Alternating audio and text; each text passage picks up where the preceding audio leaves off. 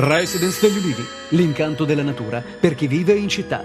Telefono 0962 96 4192 348 01 17 609.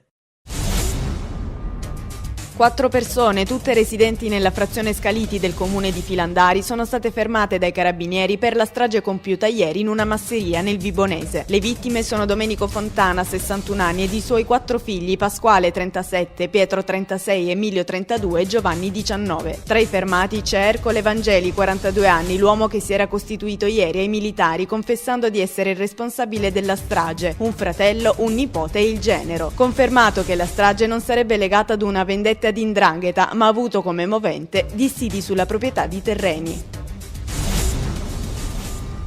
Utilizzavano patenti di persone morte per non pagare le multe. Così 2 uomini di Reggio Calabria, padre e figlio di 62 e 34 anni, titolari di un'impresa funebre, sono stati denunciati dalla Polizia Stradale di Modena per falso ideologico e materiale, sostituzione di persone e false dichiarazioni. Secondo quanto riferito dagli inquirenti, i 2 avrebbero fornito i dati dei deceduti dopo essere stati sanzionati per eccesso di velocità nelle loro trasferte di lavoro con i carri funebri sull'autosole con il sistema automatico Tutor.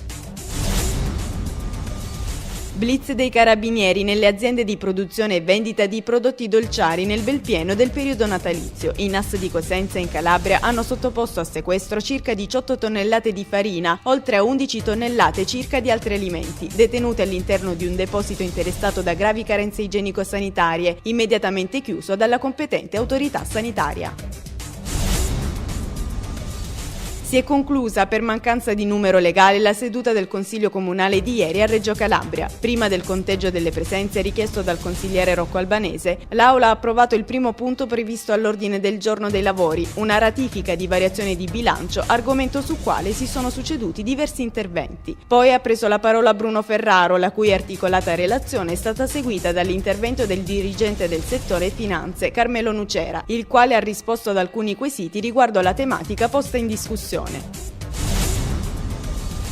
Conferenza di fine anno ieri a Crotone per l'amministrazione comunale. Il sindaco ha illustrato l'attività svolta nel 2010, cominciando da un filmato che ha ripercorso i risultati ottenuti nel corso del mandato e ricapitolate in 4 paginette dattiloscritte. La giunta ha illustrato 30 progetti per la città. Per il futuro si è fatto cenno alle opere che verranno realizzate con i fondi Pisu. La consegna del teatro comunale invece è prevista ad aprile. Per gli arredamenti si vuole attingere a specifiche leggi regionali. Inoltre il primo cittadino ha dichiarato la sua disponibilità a ricandidarsi se il PD è d'accordo. Conferenza stampa ieri mattina nella sala concerti di Palazzo Santa Chiara a Catanzaro per ufficializzare l'ingresso di Andrea Ranieri in IDV, l'ultimo approdo nel percorso politico del consigliere dell'amministrazione Olivo, che dai democratici di sinistra è passato al Partito Democratico, passando per i socialisti e l'Ulivo, fino ad arrivare a Italia dei Valori, definendo la sua una scelta di autonomia politica.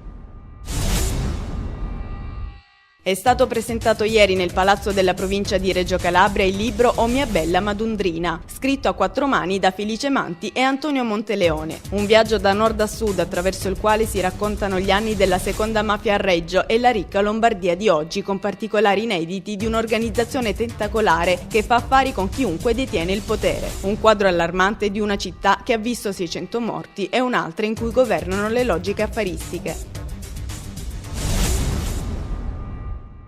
È stata inaugurata ieri presso la Sala Mostre della provincia di Reggio Calabria Tracce di comunità, mostra fotografica realizzata da bambini e ragazzi. Questa attività è sostenuta dall'assessorato alle politiche giovanili della provincia reggina e coordinata dall'associazione di promozione sociale Frecles, in collaborazione con il gruppo d'animazione di strada Centro Monsignor Calabrò. L'esposizione costituisce il momento finale di un progetto educativo durato 2 settimane che ha coinvolto 102 bambini fra i 6 e i 13 anni, tutti residenti nel quartiere di Archi.